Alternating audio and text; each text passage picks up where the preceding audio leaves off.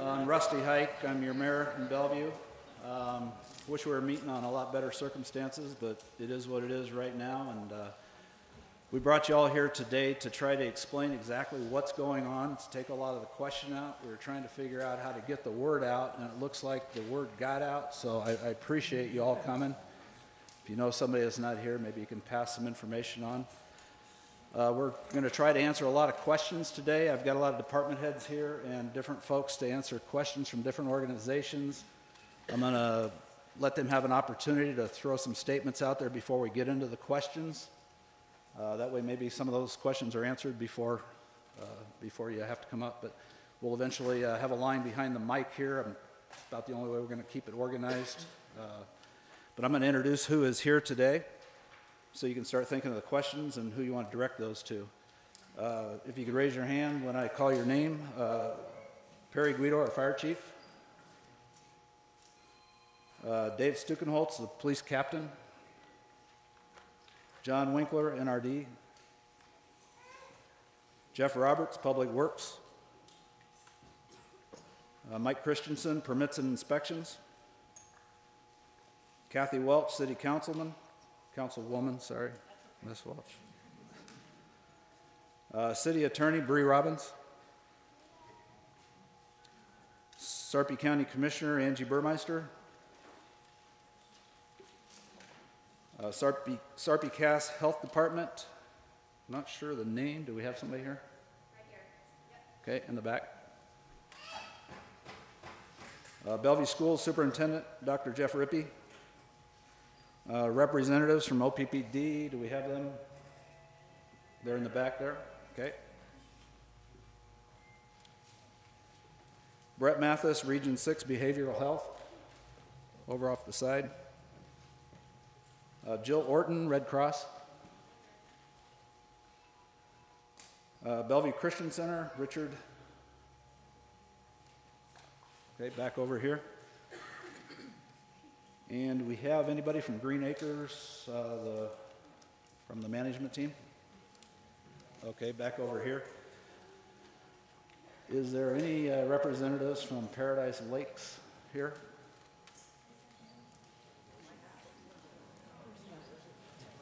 Okay. All right, so we're going to get started. There's quite a few people here to answer questions, and I know we're going to have a lot of questions. I'm going to introduce you to Jim Risto, our city administrator, and he's going to take over the program from here. And again, thank you for coming.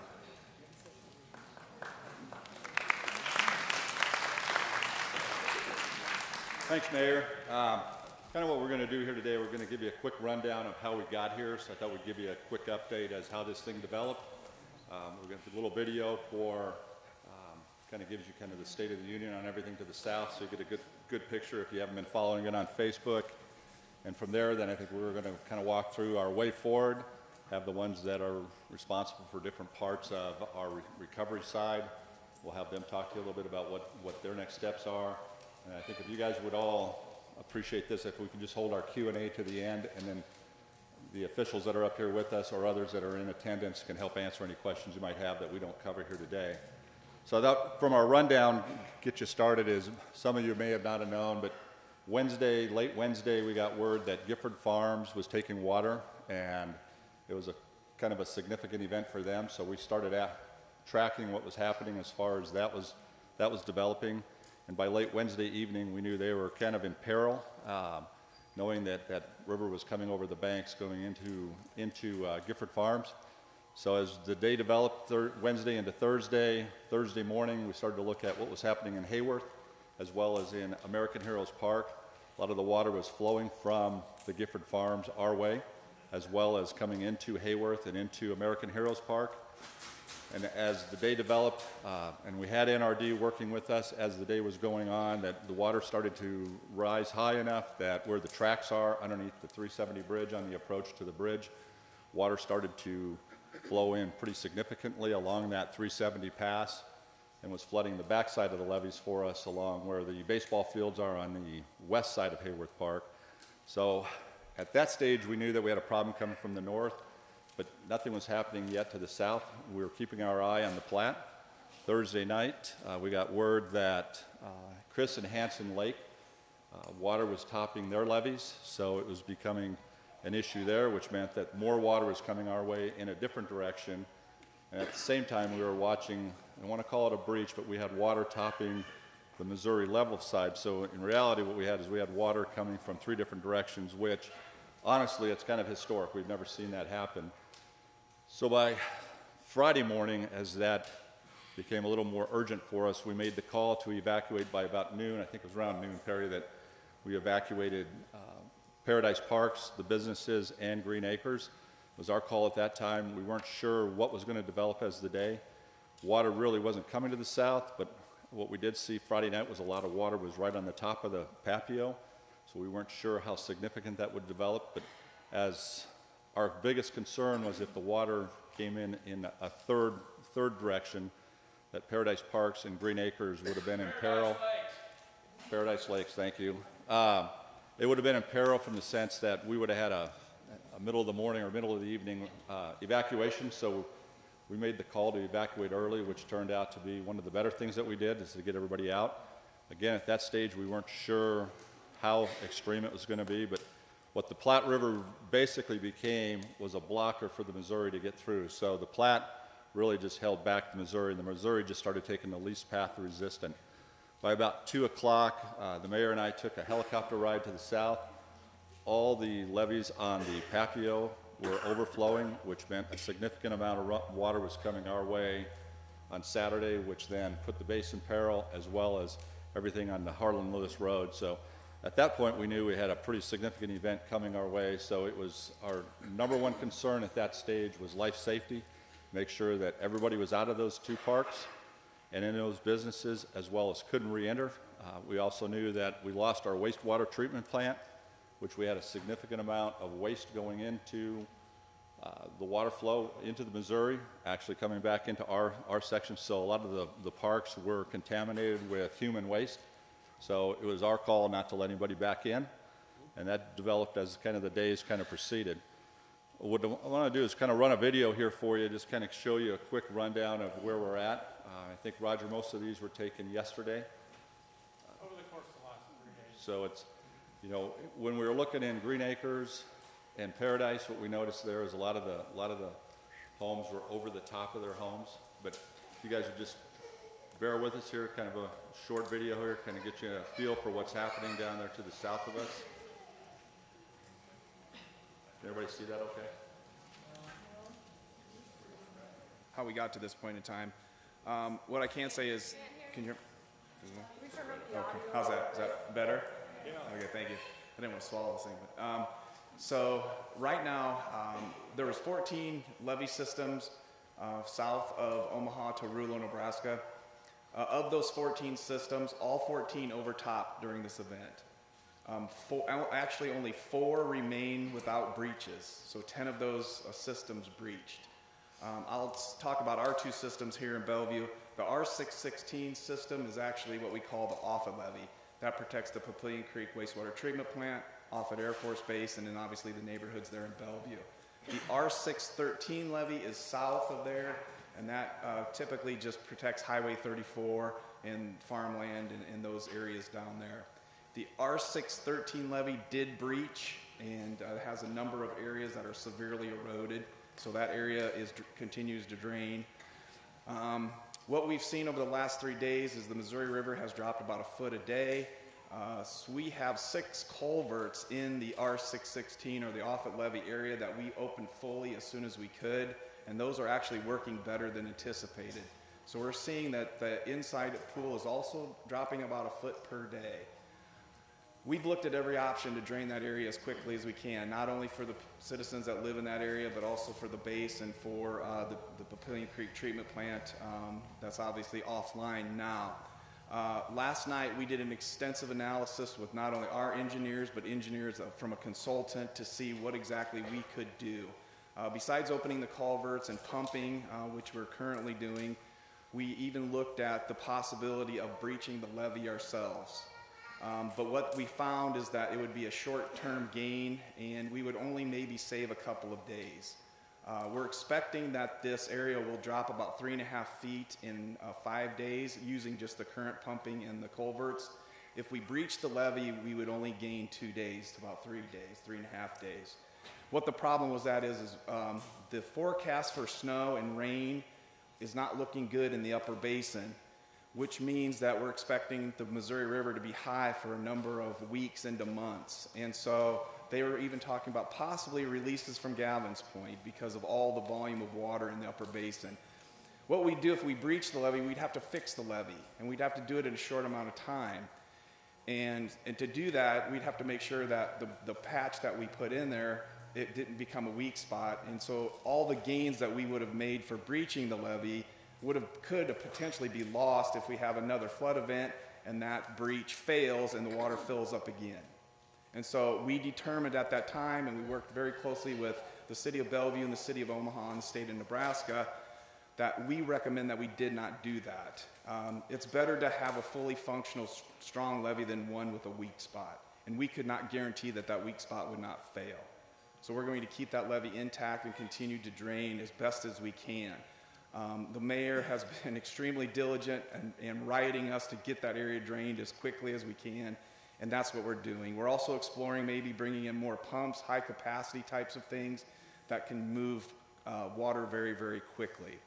So that's where we are, the current situation as far as the NRD.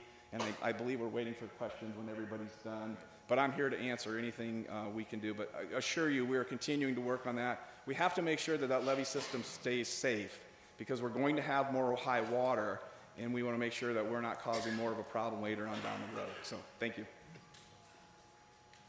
Thanks, John. I'm going to bring up our Public Works Director, Jeff Roberts. We'll talk a little bit about as we how we go forward. He's going to share with you some stuff on FEMA, and then I think a little bit on the pumping operations and some other things that their actions they're taking to get us back to some sense of normality. Well, welcome everybody. Good afternoon to you all. I'll just give you a quick update on what we are going to be doing now in the near future here. Currently, American Heroes Park, the water has receded enough that almost all the concrete is now exposed. So we started a cleanup process, getting all the drift and silt removed off the roads. Hopefully we can have that back in operational in a couple of weeks and get that back opened up to the public. There's still quite a bit of water sitting in Hayworth, but over the last 2 days I've noticed it has dropped about 3 feet, so we are gaining on that end. Starting Monday, we are going to start our cleanup operation on Harlan-Lewis Road. Right now the water's receded enough we can get crews in to start collecting all the debris, all the drift that's on it.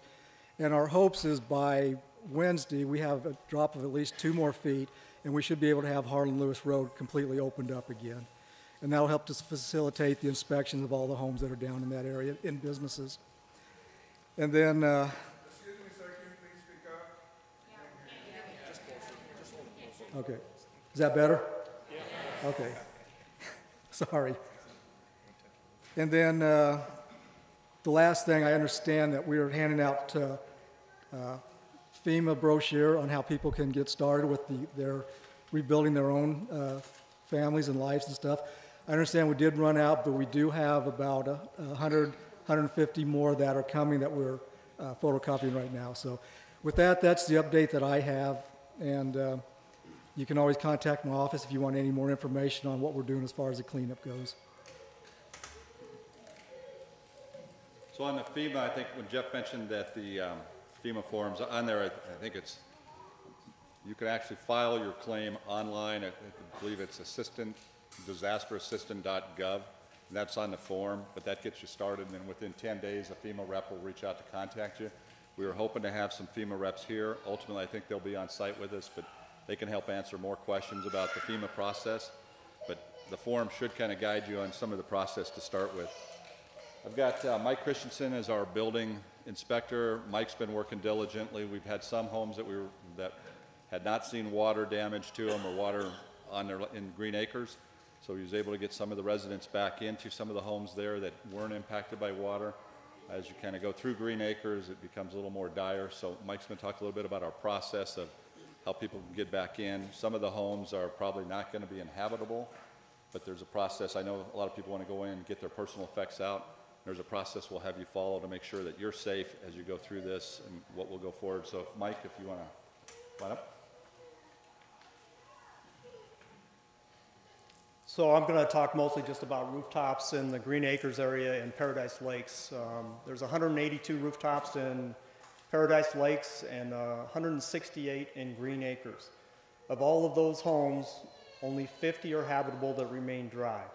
The rest are placarded as uninhabitable at this point in time due to the infiltration of what's considered a Category 3 black water. The black water is basically sewage water and contains a lot of contaminants, E. coli, hepatitis, just about anything you can imagine.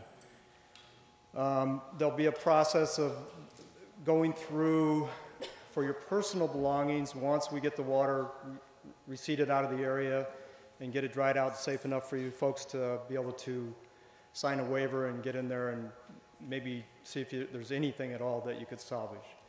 But as far as the homes go at this point in time, like I said, only 50 are habitable. The rest are placarded as uninhabitable. Did you say there's hepatitis in that water? Those are the guidelines that come down during a flood when they consider what they call black water Category 3. They mention that's a possibility. I can't verify it.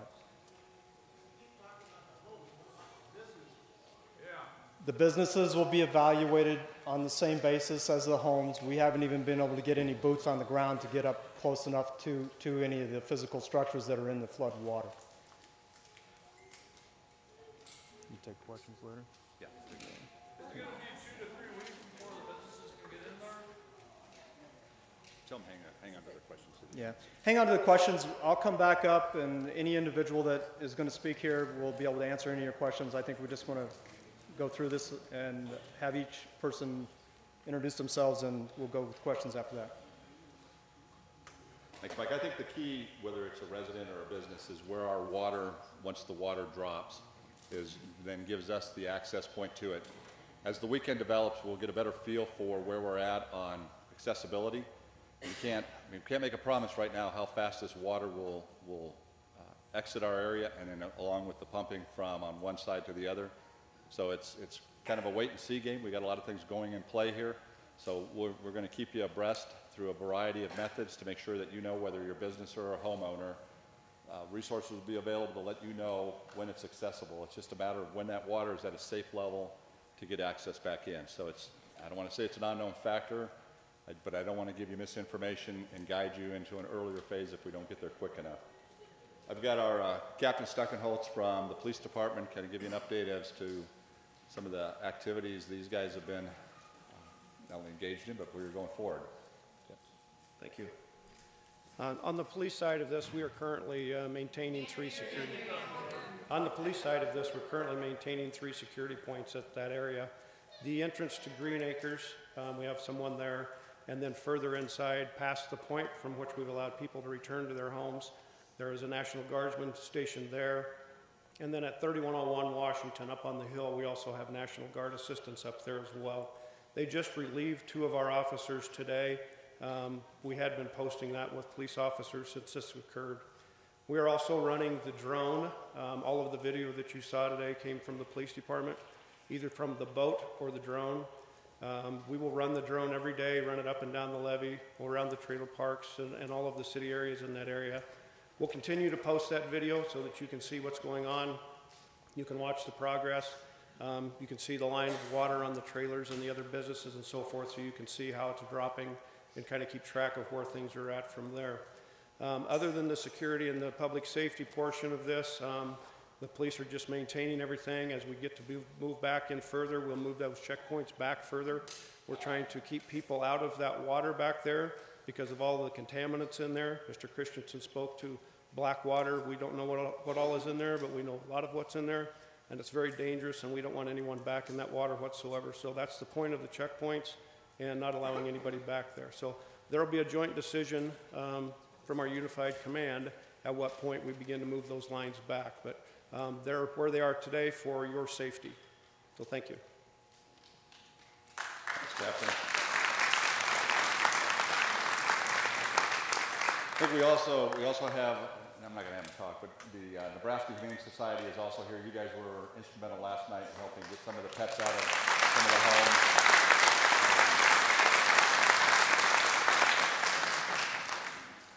They're gonna be through us in this process too as we kind of move forward. You know, those are the guys that are the experts to help us retrieve animals and get them out of the homes, and they're the best ones for us to work with. But I think we'll see more action from them going forward. If I could have Chief Guido from the fire department, can you give us a quick rundown too? The fire department right now is just basically support service at this point because we assisted in the evacuation process. We will also be going through the affected areas and looking for any hazards. I know down in the Hanson Chris Lake we had to shut off a lot of propane tanks, which we don't have down in this area, but we will go through the entire area and make sure that any obvious hazards that we see that we mitigate before we let the public in. And also during this time, if you come across any hazard, please don't hesitate to call. But other than that, we'll be a support function at this point and helping out in the Emergency Operations Center. So, thank you. Thanks, Chief. The other thing is we don't have an individual here from Omaha's wastewater treatment plant, but one thing that's really important for everybody to know is that operation is not up and running. Can't give you a timeline when it'll get back online. The number one thing is to get the water out, and then they'll establish their timelines to bring the wastewater treatment plant back up. But in the meantime, we still have raw sewage pumping out of the wastewater treatment plant into the Missouri River. It's not backflowing on us, but what's already in the area that we're kind of in a punch bowl is highly contaminated with wastewater. And that's why it's really important for us to ensure that for your safety that you don't re-enter that without some advice from us as to what you should do and make sure it's safe. So we'll work with you on that going forward. But I think I can't give you a timeline on when that'll be back online and when that won't continue to discharge. I know, I think we had the terminology, there's about 600,000 residents that wastewater comes through a giant pipeline from West Omaha. So it's a major facility for us. It also treats Omaha and Bellevue. So we got to keep an eye on that. The other thing is we're really seriously going to ask for the public's patience. You know, we're rowing as hard as we can. The biggest thing for us is to get the water out, and then we can establish the recovery process. It's hard for us to tell on specific timelines, but be patient with us. We're doing everything we can humanly possibly do to reestablish that area so we can get it back up and running. And I know businesses are impacted, they're down, homes are impacted, and we'll work through that process. It's going to be a process a little bit longer than what we would anticipate, but this could be a month to 2 months until we can get everything kind of finalized here. So just be patient with us. I guess with that, Mayor, is there anything else you want to add? I just want to, I don't know if that came out right. The wastewater plant is not pumping into the area right now. That is being directed to the river.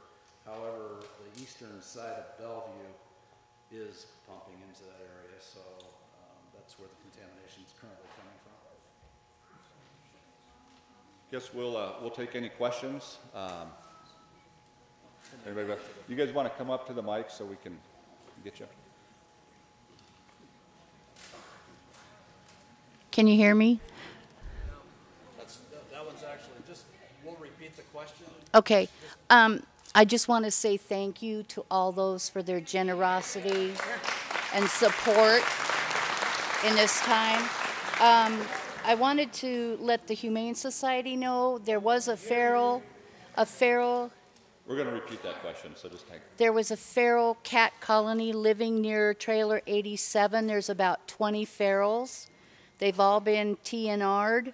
So if you get in there, if you could check that out.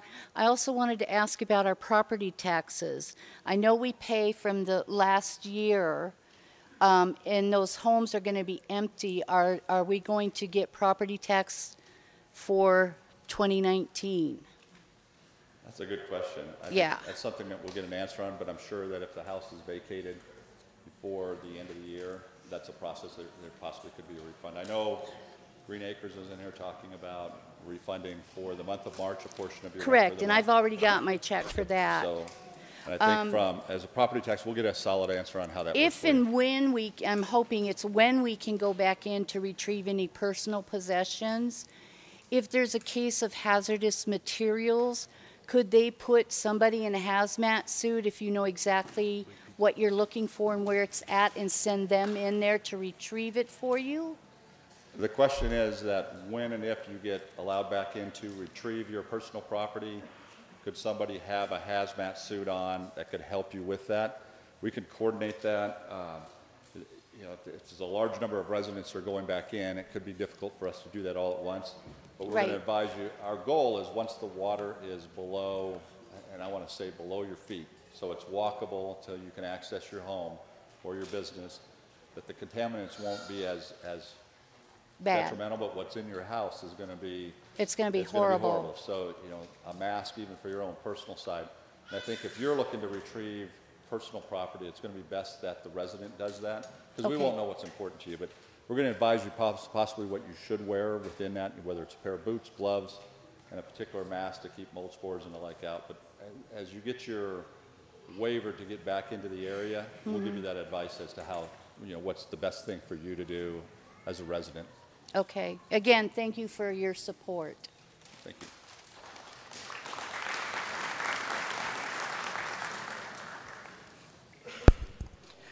It doesn't work. Oh, okay. As a business owner here in Bellevue, as a resident affected by this as well, the question that I would have would be, she started to hint on the property taxes, but we have property taxes that are going to be due April 1st. Those taxes, are there any way that there can be an extension for residents that have to pay those taxes to that? Is that something that we can look into? I don't have an answer. The question is can you delay paying your property tax that are due April 1st? I don't have an answer to that, but we will get an answer, and we'll get that on social media too, and get that in Perfect. We'll get that in our press. Thank you, everybody, as a community. Talk to the county about that. Yeah. So. Thank you, everybody, as a community. Everybody that is coming together and working together. It's so amazing.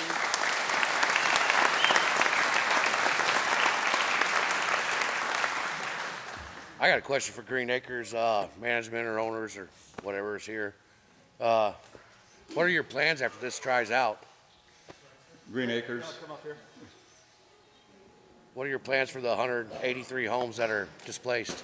Question is what are the plans for the 100 plus homes that are displaced? So, in Green Acres, I'm sorry.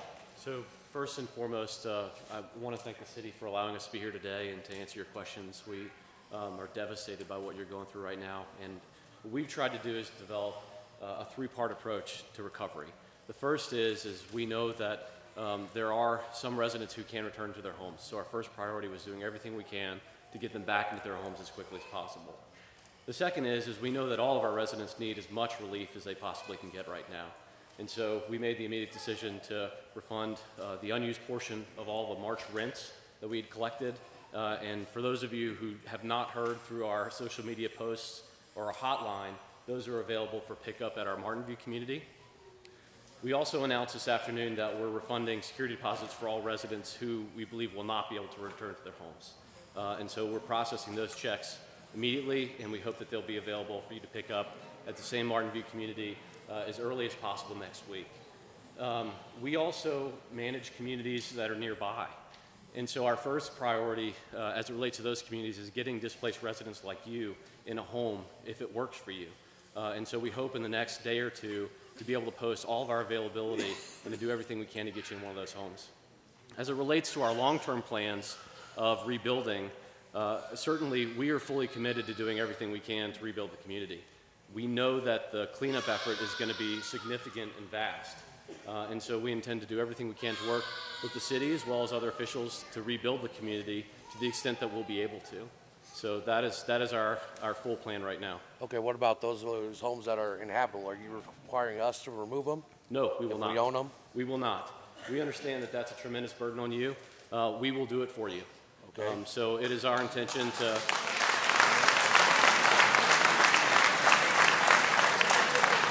Thank you. Again, we want to do everything we can to help you get back on your feet and rebuild as quickly as possible. We understand that that would be a tremendous burden on you. We will undertake that on your behalf, including the cost associated with it. Now, we will need some legal authority to do it to the extent that you own your home. Yeah. And so we'll need you to work with us to do that. But we'll take it from there.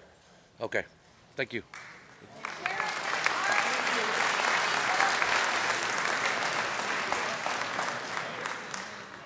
My questions were pretty much the same along the line as his, but I live in Paradise Lakes, so my question was directed towards them, and I don't even know if they have a representative here or not. The question is will Paradise Parks do the same thing that Green Acres has done? We did ask for a representative to be here from Paradise. We have not got a confirmation yet, but we are working on that to get answers for you on that. So just move forward with us on that. It's until we can get a confirmation from the ownership of that park, which steps we'll take. Okay, and my last part of that is, we're trying to secure another place to stay. They have left no type of contact number as to the rental agencies are wanting people to verify tenants and stuff. There's no way to get in contact with them. Is there anything on your behalf that you could do for us? Work with us after. Make sure we get your contact information after this if you're on our list. I think there was a clipboard circulating for Paradise. It's a whole... Listen, help me out here. We have a clipboard circulating for residents that are in Green Acres, residents that are in Paradise. We also have one for businesses, so we can work that kind of information back to you. So even if they are not available, we'll work on solutions on the side too as a city. So I don't have a solid answer. We need to go through ownership first, but we will work to mitigate that issue. So and if you need help on relocating or you need some type of verification, if you put that on the list, that especially for Paradise, since we don't have confirmation, you need to get into another residence, work with the city. We'll give some contact information afterward that we can help coordinate that for you. We've got plenty of resources available in our city that can help you relocate to a permanent residence. We can work through that, and they're willing to work through the issues too. So whether there's no prior history available from your ownership right now, we can help get that done for you. Okay, last part of that is, who would we contact? So the last part of that is, who would we need to contact? You said to get with someone from the city, but... What we're going to do is, and we'll give this information out to you before you leave today, but the mayor's office is going to be your point of contact number. And if you guys want to write it down now, it's 293-3022. Between the mayor and I, we'll take care of those issues for you. So what I'd suggest is direct it into the mayor's office, and we'll work through those issues. Well, I apologize to you guys in advance for the amount of calls you're going to receive, sir. Number again is 402-293-3022. My name is Michael Holnick. I'm a resident of Paradise Lakes, such as it is a paradise right now. And like the gentleman just in front of me, my concern right now is based on what I and others are totally aware of, and that is that there's at least one family who put a deposit on Friday morning and has already been denied by the time the floodwaters were rising, that Paradise Lakes is not going to return their deposit. Now, how many of us are going to lose our deposits? What kind of mechanism is in place to ensure that A, we get our deposits back, and B, the prorated rent? What actually exists in the legal structure? Not necessarily specific, but generally speaking. Okay, so the question is, especially for those that are residing in Paradise, I'm going to quit calling it Paradise here in a couple of minutes. It's no longer Paradise. It's not multiple lakes. It's Devastation Lake.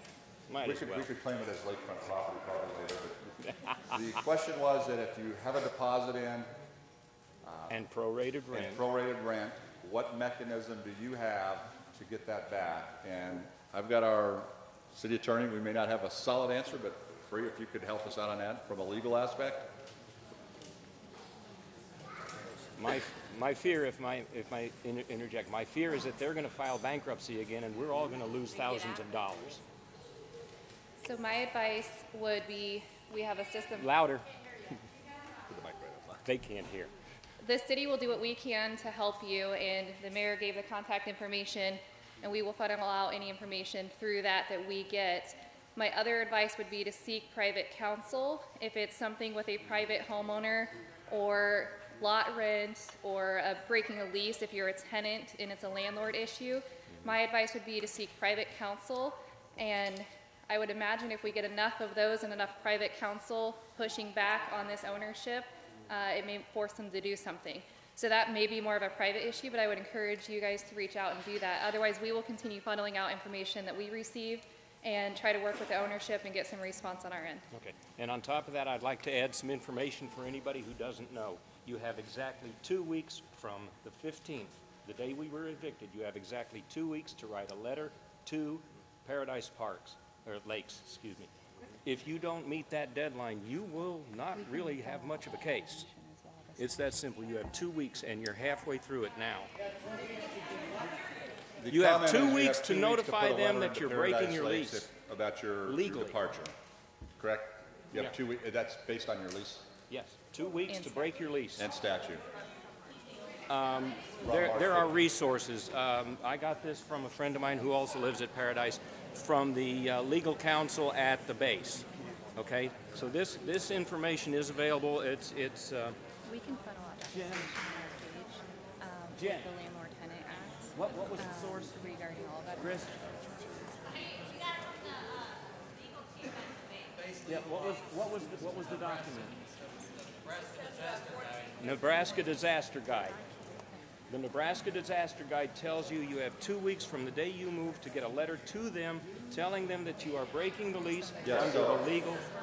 And we'll put that. Okay. Cool. Awesome. But there's only one. This has to be hurried because there's 1 week left. Thank you again, ladies and gentlemen, for being here for us. This is a wonderful community. We've got our County Commissioner, Angie Burmeister.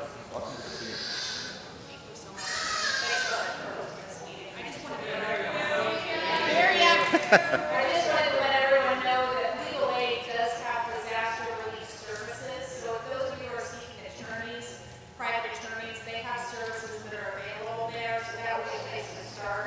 The other advice I would have is I've been told that it's good to apply for FEMA aid now. Don't wait until you know the full extent.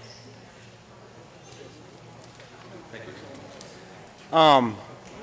With regards to cleanup efforts, once residents can get back in and small businesses, do you have a designated spot where we're going to be able to take and dispose of all the stuff?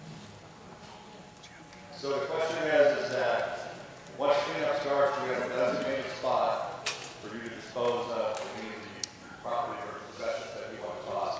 You know that Green Acres work diligently to bring dumpsters in and they'll bring additional dumpsters in. We'll probably put dumpsters within our yard, the south yard down there, right adjacent to Green Acres.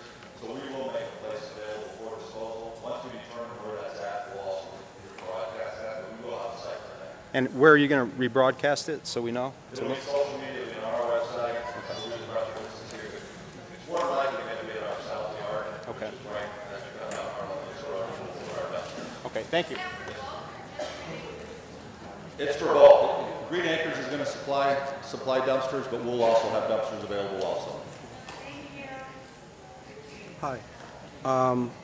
My question is, after all this water goes down, the park will be reopened again, or what are the chances to the area to be condemned?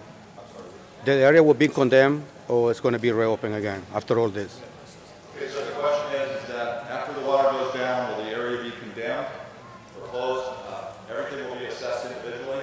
So some of the homes we know are probably not going to be inhabitable, and we'll make those determinations once the water gets down. And we're hearing from some of our crews that some of them you're never going to be able to clean until all of the people back there be safe with it. Those determinations will be made within, as soon as the water's down, we can get our team into us to evaluate it, so we'll be done on an individual basis. Do you have you don't have to give me an exact time, but do you know approximately how long it will take to all that stuff to be clean? No. We don't have an exact timeline when the water will be out. We're hoping that within the next 7 to 10 days it will be down low enough for us to assess it, for our team to get in safely. So we'll keep you updated as that moves along. If it moves up higher than that timeline, just watch our website, which is www.bellnebraska. We also have a Facebook. We'll have a variety of press releases. So we'll have a variety of mechanisms for you to watch where that information is coming to you at. You can also check in in City Hall anytime that we're open. Come on out and you do a resident. All those will be assessed as illegal. Okay, now that I'm here, I want to thank the Humane Society and the police department And the fire department have been doing an amazing job. Thank you, guys. I really appreciate what you all do. Thank you. Jim, could I use the mic? I'm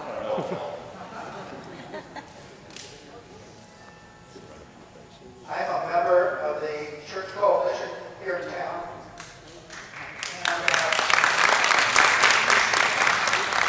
We have two church locations right now. We have Bellevue Christian Center over here at Harville, and we also have, as of today, we are opening up St. James Methodist Church West, which is the 43rd and Cornhusker for recovery, donation and recovery. But there's a new website that came out yesterday as a result of this coalition called SarpyFlood.org. SarpyFlood.org. There's a lot of information on that website.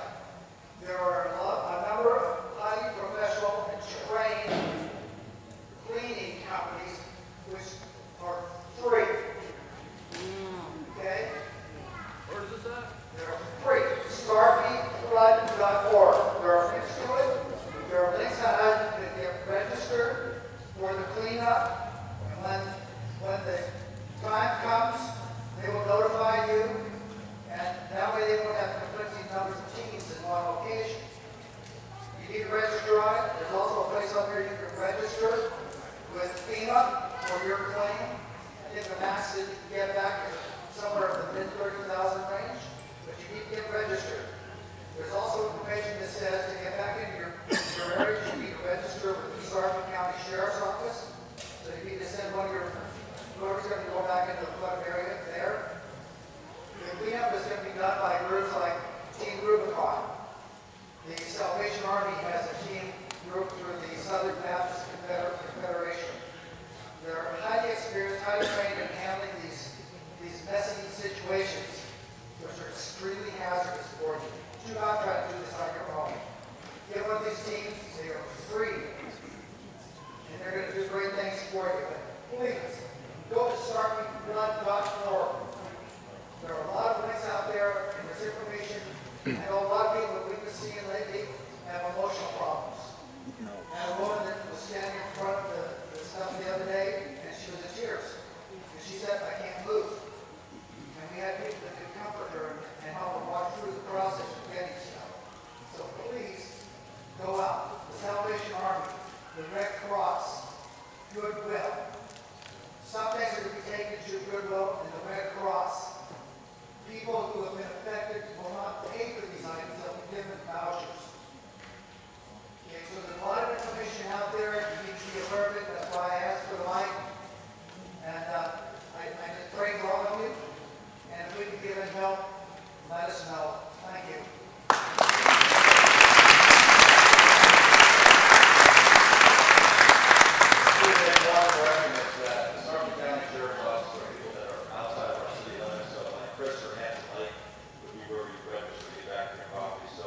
Majority, I think, are here from Harlan-Lewis Road area. That's going to go through our building permits and inspections before we go out with this department on being re-entry. So our first point of contact is your re-entry and your waivers and like to go building permit. We do have John from Richard from Bellevue Christian, right? So, I recommend all of you before you come to our distribution center that we have at Bellevue Christian Center. If there's any immediate needs that you have for food or clothing, we have a lot of waiting things. We will have some cleanup kits and some other cleaning things as well for those that are able to go back in and clean up. But if you have any of those needs, feel free to come to our center. We're open Monday through Friday, 8:30 a.m. to 7 p.m. And Saturday and Sunday, we're open 8:30 a.m. to 1 p.m. We also have a couple of laundry trucks that are at our facility now that are going to be open tomorrow morning. So if you need to do laundry, you can come out to our facility tomorrow to do free laundry because we know a lot of you don't have access to that. So any of your items that you have need to, feel free to stop by, and we'd love to walk you through our facility and get you whatever you need. Also, the Department of Health and Human Services, they're there for a little bit longer at our facility right now. We're going to try to get them back next week. Hillcrest is going to come out, Heartland Hope Mission is going to come out, because we want to also help you meet the long-term need that you may have. Thank you.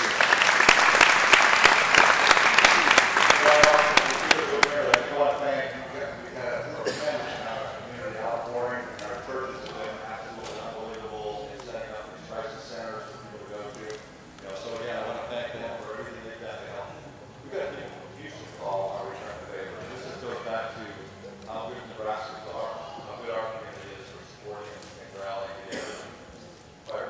Okay.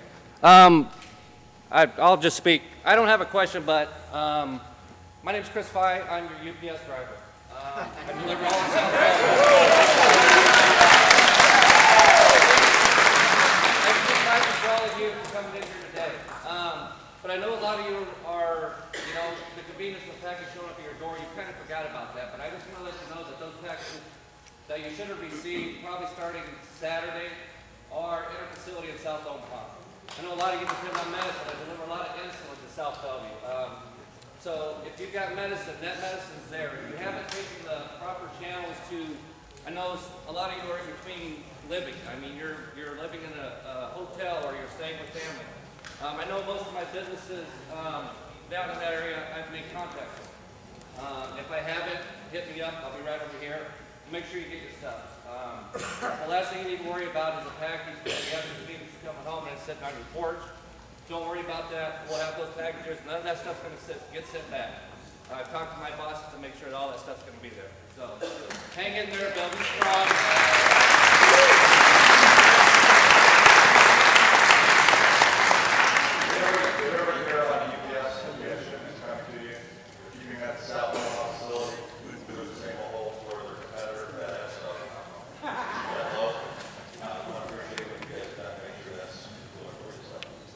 Okay, my mother is wheelchair bound. We have not been able to even find a place in this community to get us into that will have wheelchair accessibility that isn't almost $2,000 a month, which is double my mortgage payment. What do we do? Okay, so yes, the question is that her mother is wheelchair bound, can't find a place that isn't outrageous to stay in, that's accessible for the handicapped. Work with and build up an organization that can follow through, but also work with, we've got a couple of realtors here too that can also help coordinate that with you, so I was saying, see us afterwards, we can get the resources available to you, so it's actually finding the location. And remember, housing is a limited stop, yes it is, so it's good. Let us help you try to find that place, we've got the resources here to kind of coordinate that with you. I can't answer where those locations are, but I think just work with us. Okay. The next question I have, there's been a lot of people saying you guys are going to go kick our doors in to do these inspections. So the question is, are we going to kick your doors to do your inspections? No, we're not. We're not going to take that type of action. So we want the property owner there. So you are going to be the one that assesses the home for your personal property. We're just going to be there to make sure the home is inspected externally, and while you're inside internally too, to make an assessment of what's there. Taking doors down or breaking doors, that's not going to happen. Okay, thank you. Good afternoon. I'm a veteran. I served my country proudly for 10 years. I was in 82nd Airborne. My question is, I live in Paradise Lakes, Well Park, whatever you want to call it. I'm not going to pay my lot rent. What if Howard Helm decides to say, I don't pay my lot rent, I can't get my stuff? What protection do I have as a citizen to keep him from banning me from getting my stuff? I mean, I'm middle class, I work my you-know-what off, and he's going to pull this. What do I have? What can I do? What can we do as a community? So again, I think we're agreeing a little bit. The question is that if you don't pay your lot rent, how do you let you back in or ban you from the property? Right. Let's work with legal aid, make sure you got access to legal aid, to the first point of contact. If that's an issue, they can help you work through to get your value or your Right. Because I'm working paycheck to paycheck. I work 12 hours a day, 6 days a week sometimes. I don't need to have to deal with somebody trying to jack my rent or say I can't get my stuff out that I worked my life for to defend this country because he wants to live large, you know? Okay, thank you.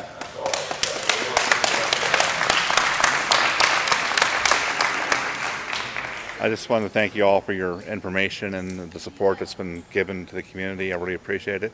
My question, though, is about the snow melting up in the northern states, the ice and snow melting up there and flooding the rivers again. What's the likelihood of that reflooding the areas of Green Acres and, you know, that area? So the question is, what's the likelihood that the spring melts that will go on to the north of us, that will impact Green Acres area on that side?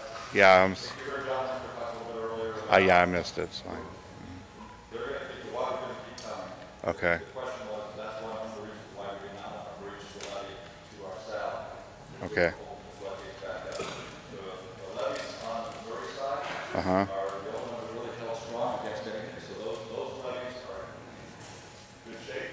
Okay, good.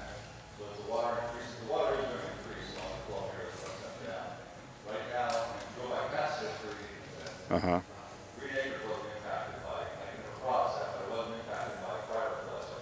Right.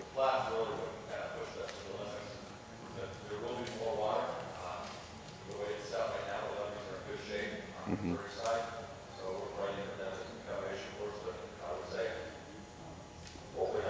Okay, thank you. Yep. Hello, everyone. My question is involving, once you let us in as a homeowner, business owner, whatever, what's the procedure there? Or are we going to have to go through a checkpoint or what? Do we have to have a utilities payment to show us that we belong down there? So the question is, how do you access your home? How do you verify? Yes. To get to the checkpoint? Yes. So we start out with our planning department, our purpose inspections. You'll get a placard and a permit for 300. Okay. All you do is validate if you have a driver's license that shows that's your residence. Okay. They'll help you validate that. They'll give you the placard. So when you do it through a checkpoint, with the police officer, we're going to keep those checkpoints valid so the homes aren't included. Does that apply? That'll apply to businesses too, right? It'll apply to my business, right? Too. Okay. Okay.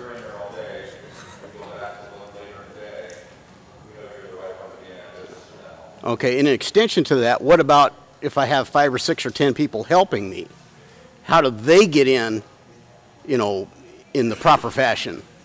From a business perspective, we're going to be a little bit easier on you. So once you validate that you're the owner or manager of it, Okay. then you can bring your people in as long as you're on site with them during that process. Okay. Okay. Thank you. So you'll be the first one to check in, and you can bring your team in with you. Thank you. Gary Ludwig from Paradise Lakes. No question, I'd just like to say thank you to the City of Bellevue, Police Department, Fire Department, First Responders. You've done a great job. Thank you.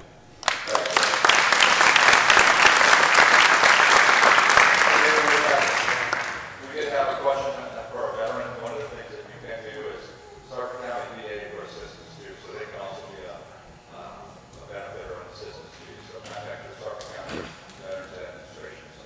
Okay. You answered one question about kicking the doors in. Are we required to have somebody with cleanup come in with us, or are we going to be allowed to go into our homes by ourselves and survey all that damage?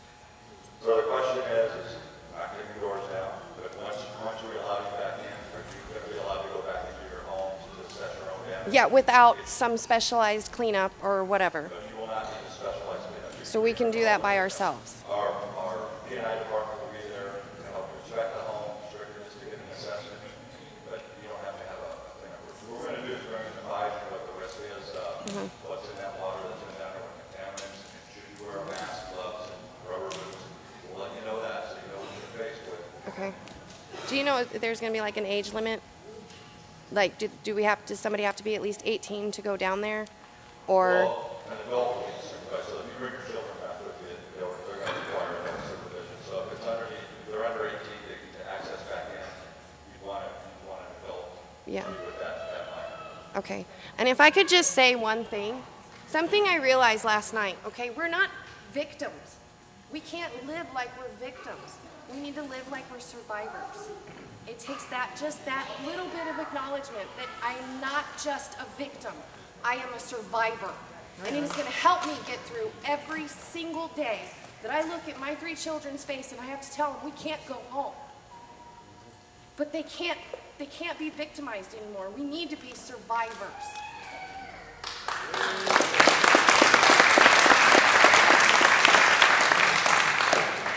I'm from Paradise Lakes, Lot 22. And I've resigned myself to the fact that we're going to lose our home, which we owned. So anyway, is the health department here? I have a son who's a doctor, and he asked that I advise you, and you can check with your people, to get tetanus boosters before we go back in there. And not only masks, but respirators. He's a doctor in Missouri. Yes, that's absolutely right. So the CDC puts down very strict guidance about it's PPE, so it's personal protective equipment, and what we need to think about anytime we're around something, this recovery phase of a flood. So I think it was mentioned earlier that that guidance would be provided once we got to that point. But yes, and to your point about tetanus, just as a reminder, a tetanus booster should be given for an adult every 10 years. So just start thinking about too where you're at in that current vaccine cycle. But great question. Okay. And besides the police and the first responders and the fire department and the city of Bellevue, I would like to thank the Humane Society up at 90th and Fort. I went up there and I have 2 standard poodles.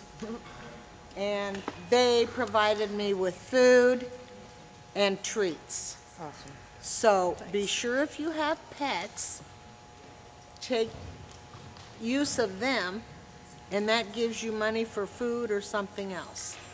That's all. Thank you very much.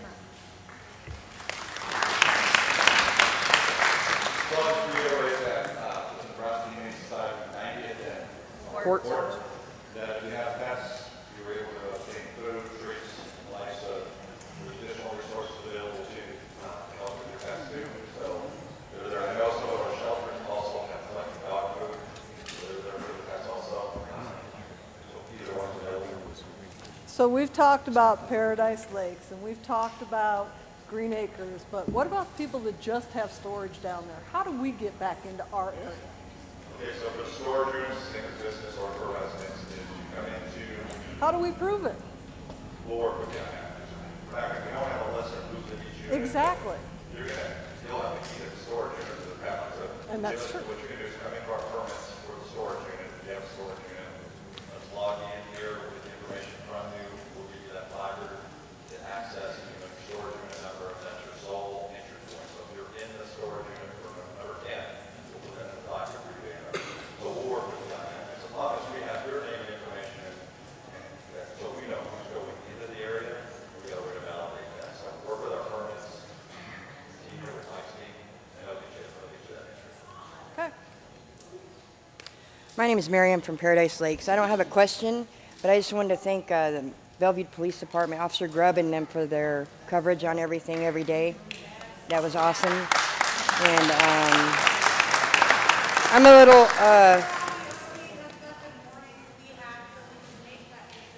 right.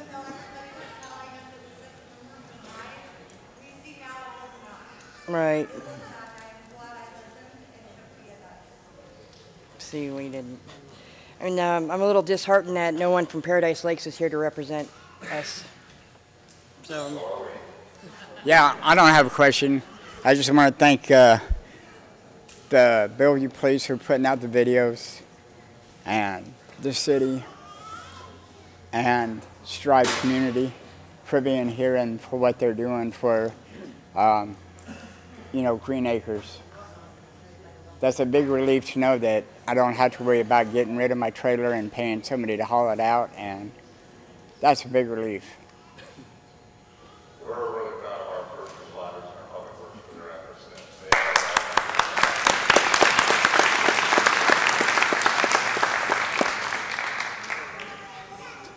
I just want to say that my family, we came here from California a little bit less than 2 years ago. We're new to Nebraska. We're very impressed by the way the community has stepped up, particularly the first responders and the faith community, but everybody in general.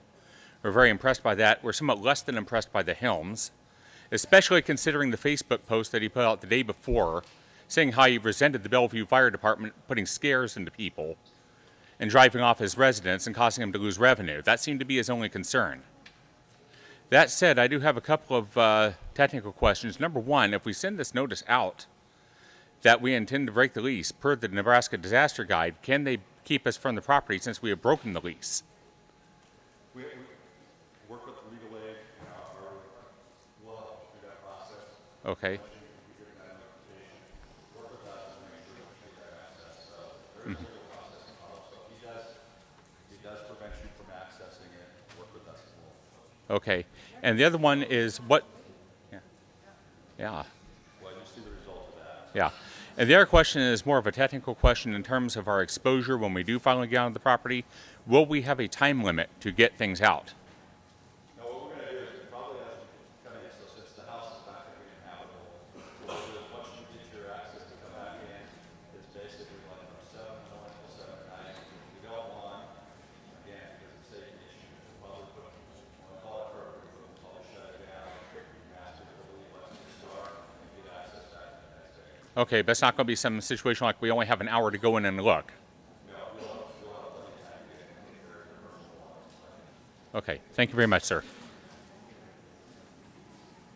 I have one question.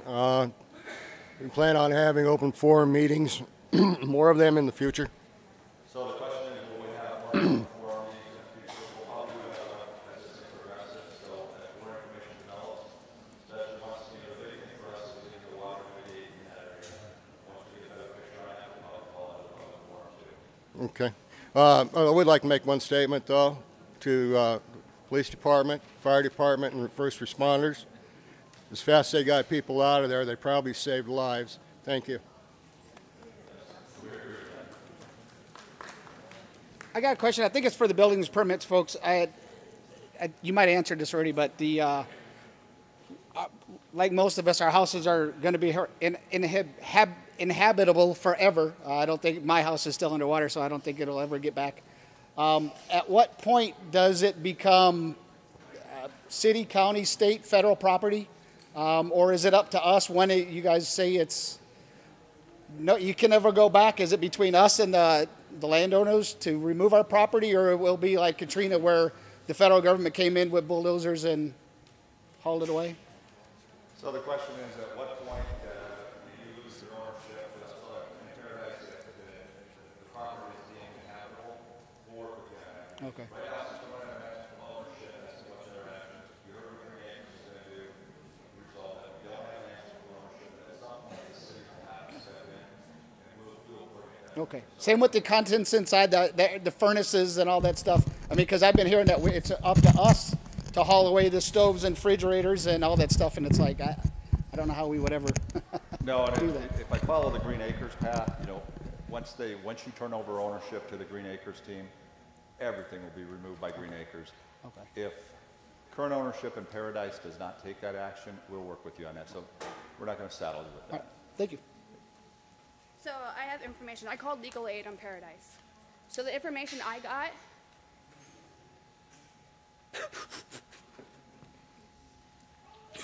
send a 14-day notice. They have 14 days to reply. If they don't do so, then you can go to court after that. Send it to the main address of the office. Put your address where they need to send payment.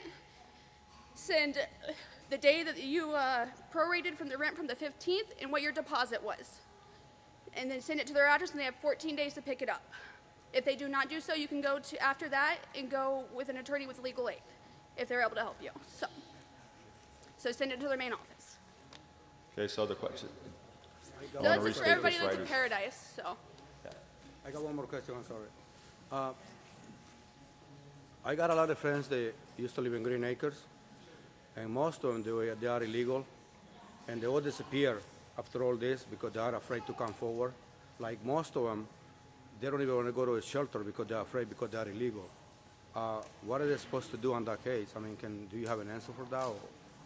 So somebody that's in Green Acres right now that's not documented in the United States, is that what you're telling me? Yeah, that's my question, yes. But do they have, so they're going to want access back to their property so they can get their personal? No, they haven't. What are they supposed to do? Like they are illegal, and because this tragedy happened, they all disappear. And I got a lot of friends that they are illegal, and I got another question, but what are they supposed to do, though? Because they all disappear in the streets, they're living with their kids in the streets, they don't even want to go to a shelter because they're afraid the immigration is going to, are they going to be turned in, or how that's going to work, or how? Right, so I'm not the immigration.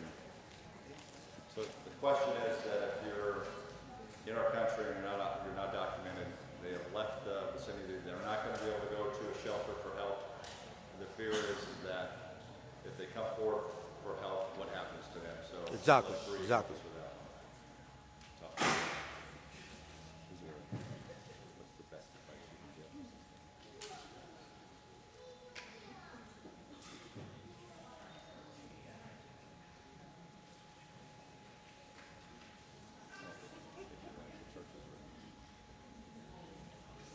Other, Churches are checking for documentation.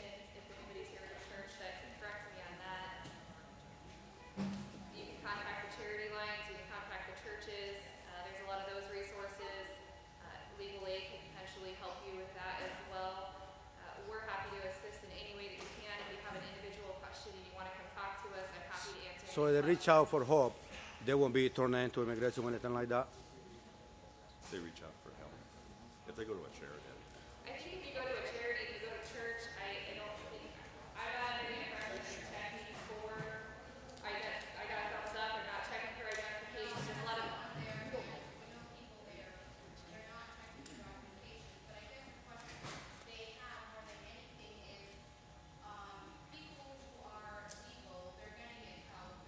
Yeah.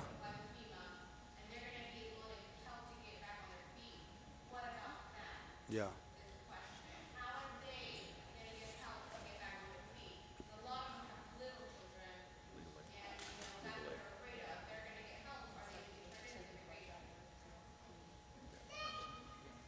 That's a hard question. Legal aid is going to be, that's going to be a lot of the private attorneys, whether it's legal aid or a private attorney that works on immigration law, landlord-tenant laws, those kinds of things. Legal aid would be at no charge if they accept the case, absolutely. And then we also have the sarpyflood.org. They had a lot of resources and cleanup resources that I heard him talk about that had.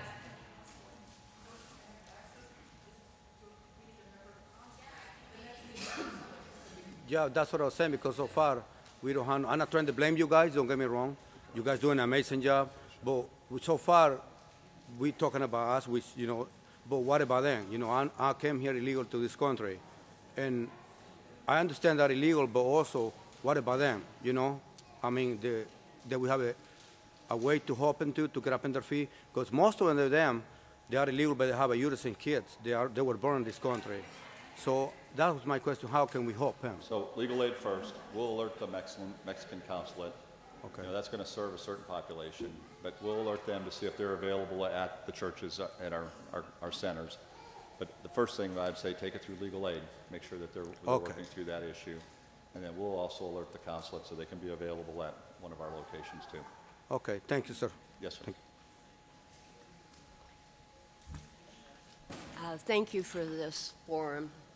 I've been very happy with the results of you guys getting us to get out of our place without getting stuck in the flood and drowning and so forth. And Red Cross and Salvation Army and all of them helping us very much. It's been a big blessing to be there. Mike, what I want to address is there is another mobile home court out there that I've been living in there for 7 years. That's called Sands Mobile Home, that's on the east side of the highway by the Missouri and the Platte. So is that basically all the things you were talking about, the others, is that what's going to be about that park also? Yeah, so the question for Sands Trailer Court, it would apply for Chris Lake and Hanson Lake in that area.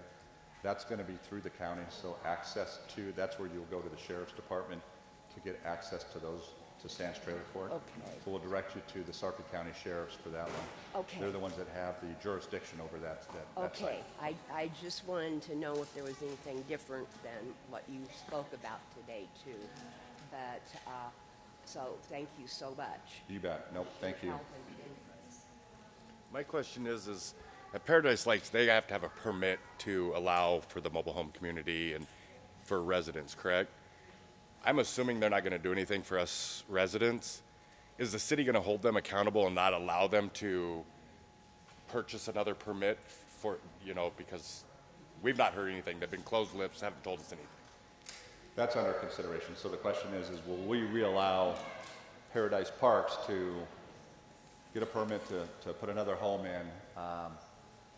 We're working through those details right now. So, Okay. I mean, one, we're pretty confident most of the homes in Paradise are probably not inhabitable. So the question is, how do we go forward? And we're working through that now. As you can see, our ownership is not present with Exactly. that. So it doesn't bode well for them as how they deal with us going forward. So that's probably going to be a logjam for them. So. Okay, thank you. You bet. Hi, I own some storage units down there, and they're 7 feet under, but currently I'm fighting Hanson and Chris Lake at the same time. Now, I believe that the Sarpy County did it right. My knowledge is, and somebody can correct me, but you have about 3 days from the time that you lose your water to get things cleaned up before it turns to black mold. Now, if you guys let the water go down and you don't let us in, everything's ruined.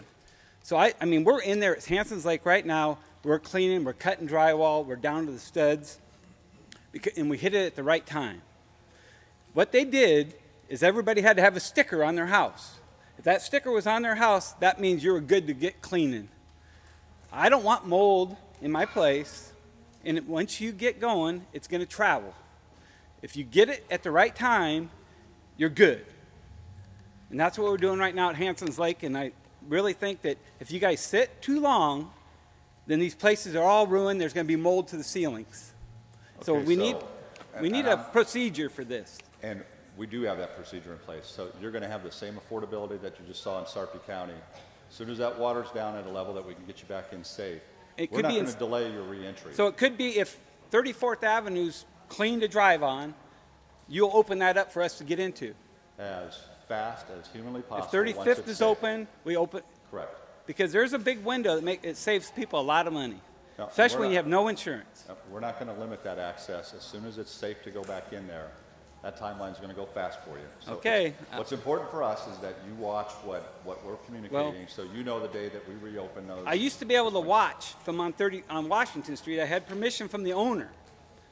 And your police department said, that was yesterday, and today you're out of here, and I don't want to see you back.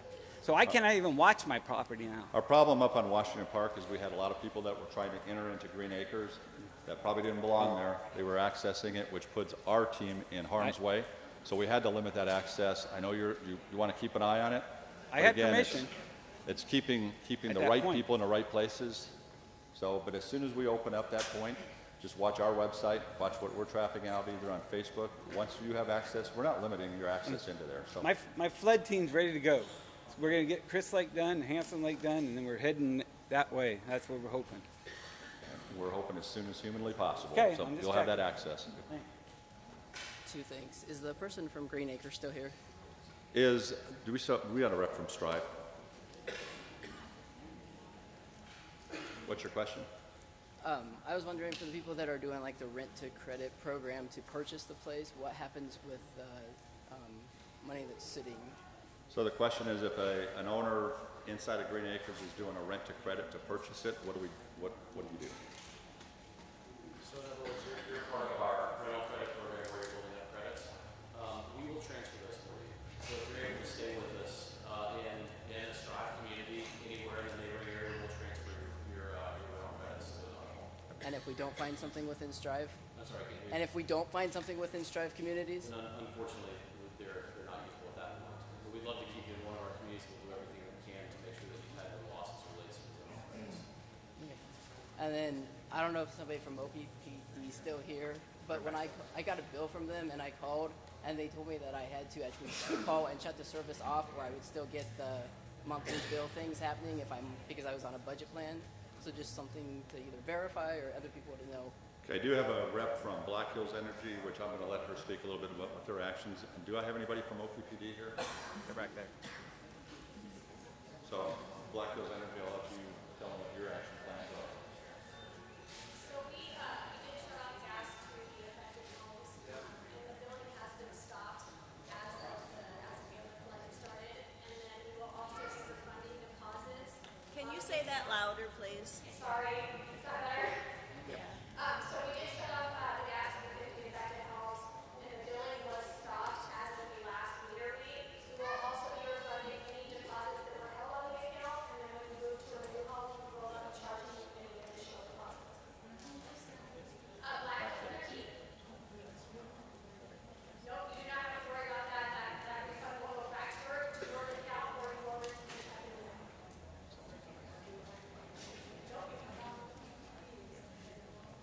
I do have a OPPD. So.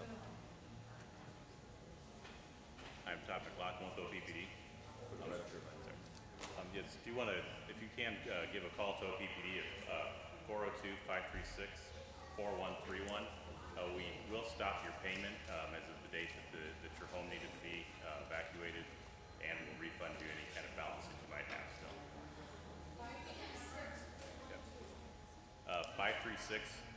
536-4131. And they'll walk you through that process regardless of whether you have a level payment or paying month by month.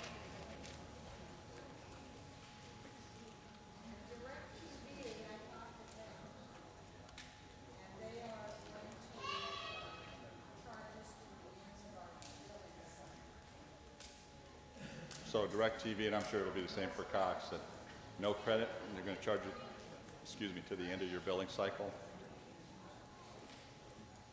Great.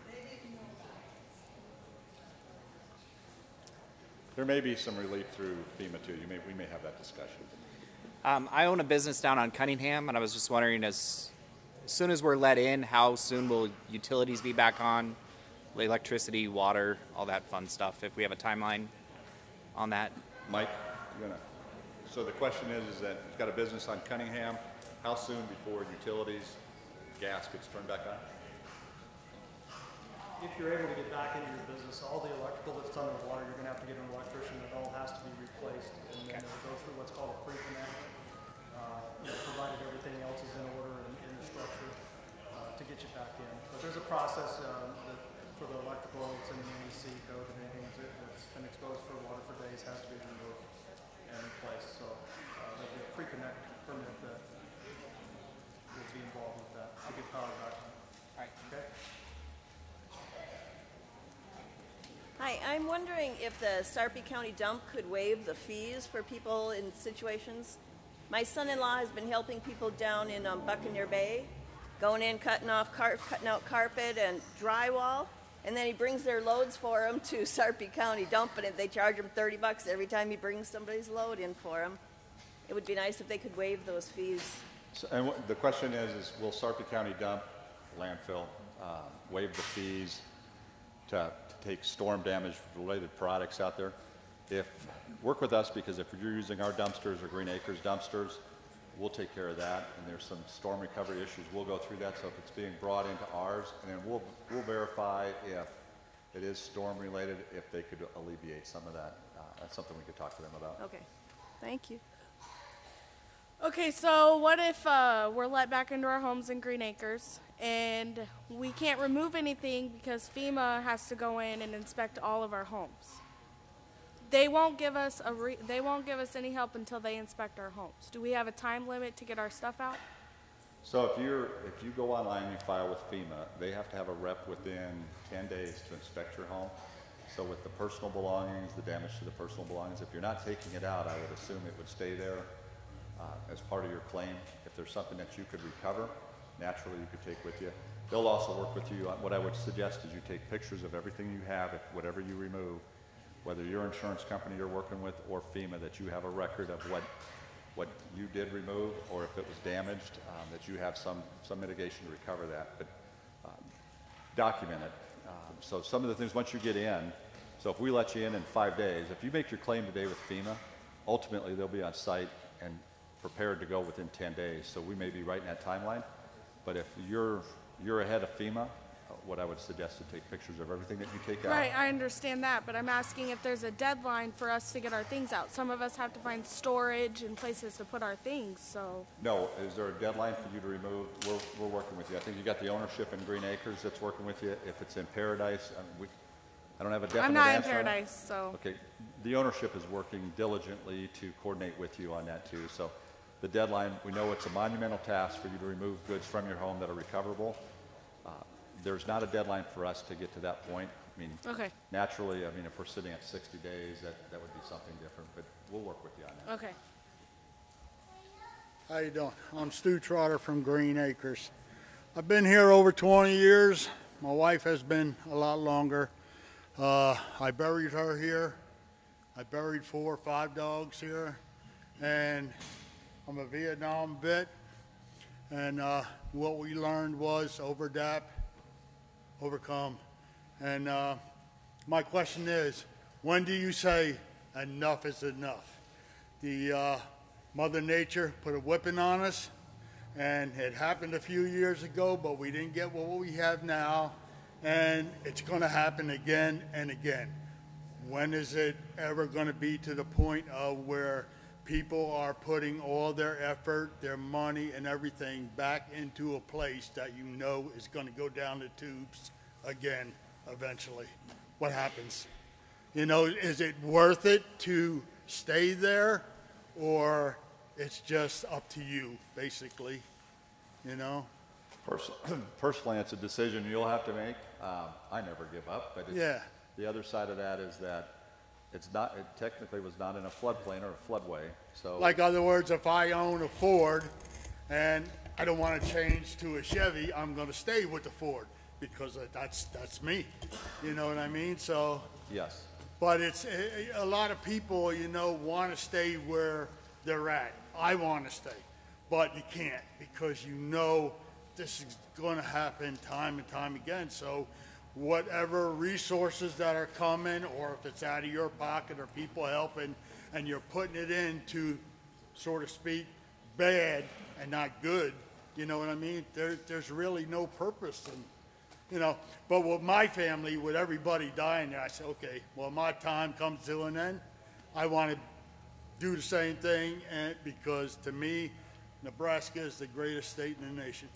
You know what I mean? So, thank you, man. Thank you. Thank you. Thank you. We have the farmstead to the east of the properties. Okay. And is the reentry process the same, since we believe the water is only in the crawl space, but we don't know for sure. But is the reentry process the same as it relates to the permits department? And Yes, just come through. That way we know who's there. So if somebody that's not supposed to be on your property, we'd like to know that. So just work through, get your permit to entry from P&I. Is aid from FEMA only for homeowners or people who rent and get it as well? Actually, there's for both. So there is disaster assistance for renters through FEMA. There's some of the things that like for your personal goods. So if you go on to disasterassistance.gov, I think in that form, it'll guide you through that. But there is assistance for a multitude of levels, whether it's homeownership or renters, and that can also be used for reestablishing your next residency too. So there is some relief there for you. Hi there, I'm Gerald Simpson. I'm down in Green Acres. Earlier they were talking about hepatitis and being properly vaccinated. Do you think maybe that you, as leaders of the community, can maybe reach out to a couple of the pharmacies around town and set up something to where people can go and get vaccinated free? Because there's a lot of people that don't have medical insurance and can't afford it. You know, there's people that are living week to week. Also, there are satellite and cable companies that are operating in the area. I had my own personal experience with Cox Cable. They were more than happy to shut my service off as long as I came up with $2,400. And that may not be a problem for me, but for some folks, it may be. So if you guys could reach out to some of the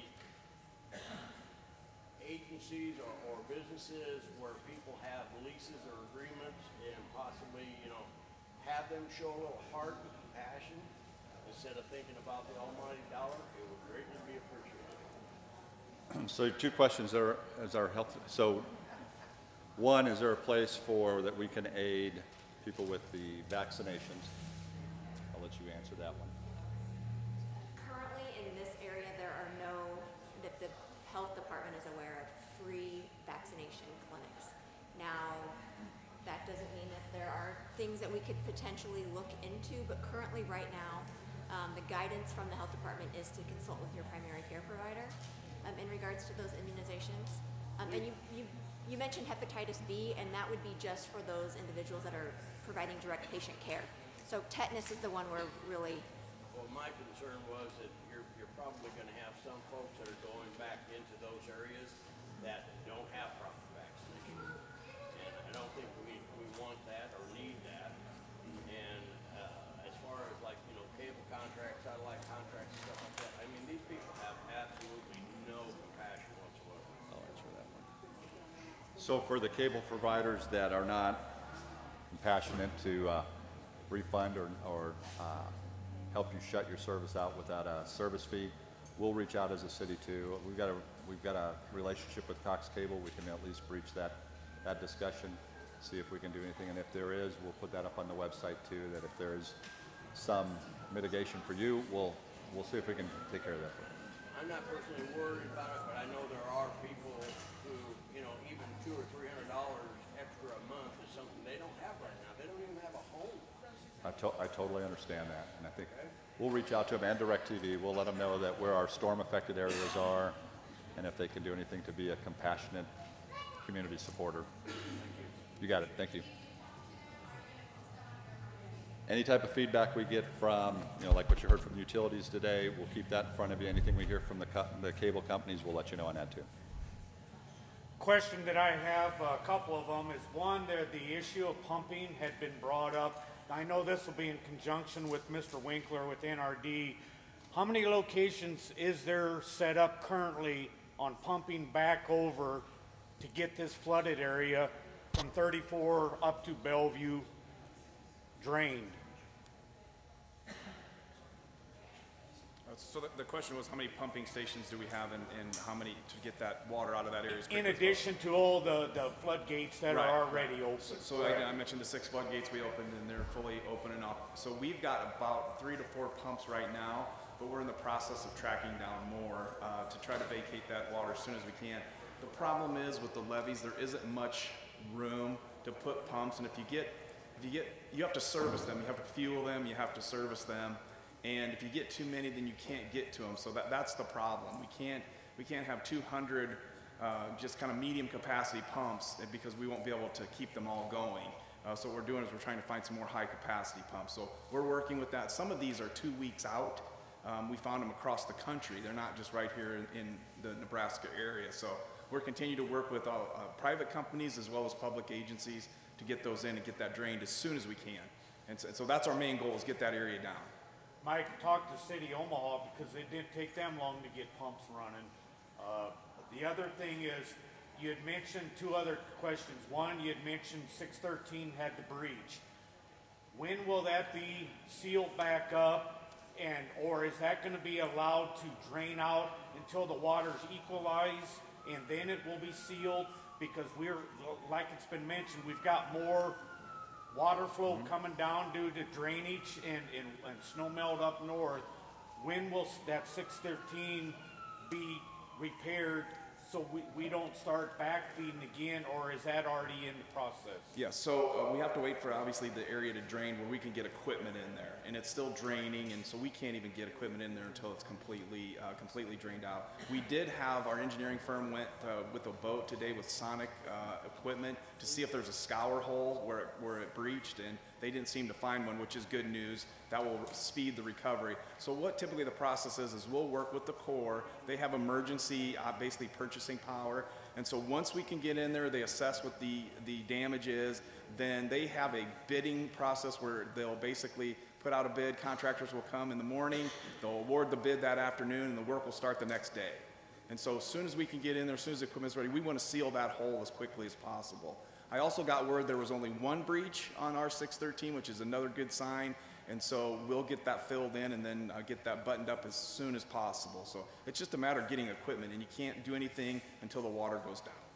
Okay, last question that I have is the plug that you guys have, or I'll say authorities have, underneath the Mission Avenue there by the railroad tracks.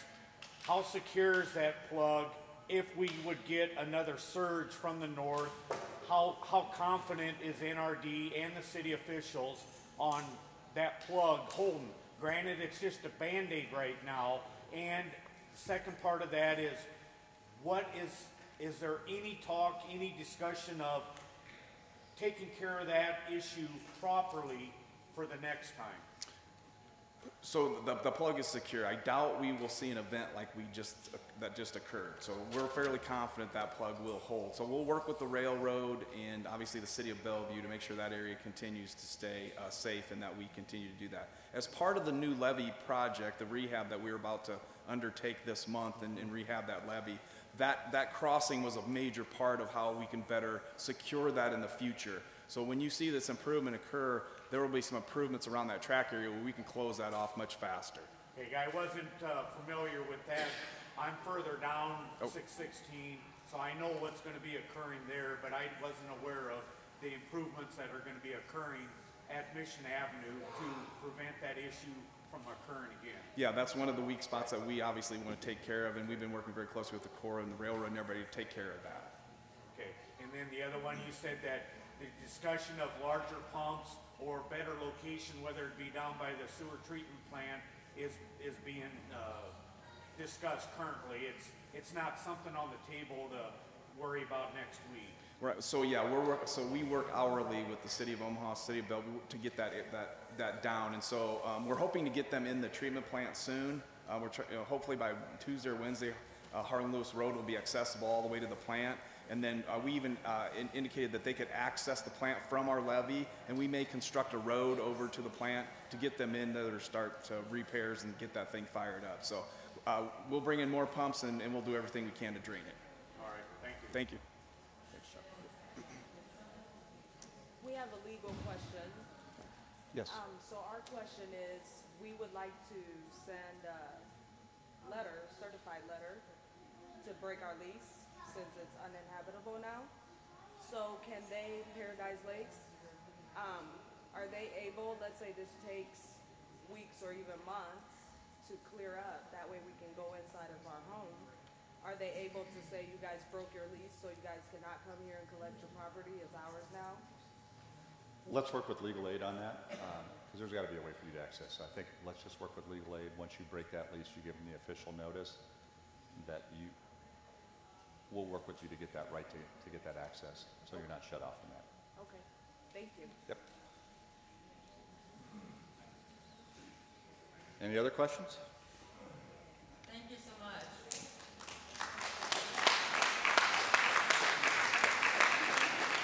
I want to thank everybody for coming out. I know this is a tragic time for many. You know, it's as our mayor said, we wish we could meet under different circumstances, but you know, we're going to put all our resources together to get the recovery going now. You know, we've got a great team of individuals here with our first responders and our public works and our partnerships with other players. We hope that this kind of moves forward rather quickly for us. You know, we're at the mercy of the water, so just be patient with us, but keep an eye on our website. Keep an eye on our Facebook posts. Our officers have done a great job of posting a lot of drone footage, which keeps us abreast of what's happening. And then just look for any future communication as we kind of move forward through this. And like I said, we may try to schedule another forum here, probably maybe midweek next week, depending on where we're at on water level. So we'll have a good feel as we get into the weekend. We'll have some drone footage as to how it's draining out. So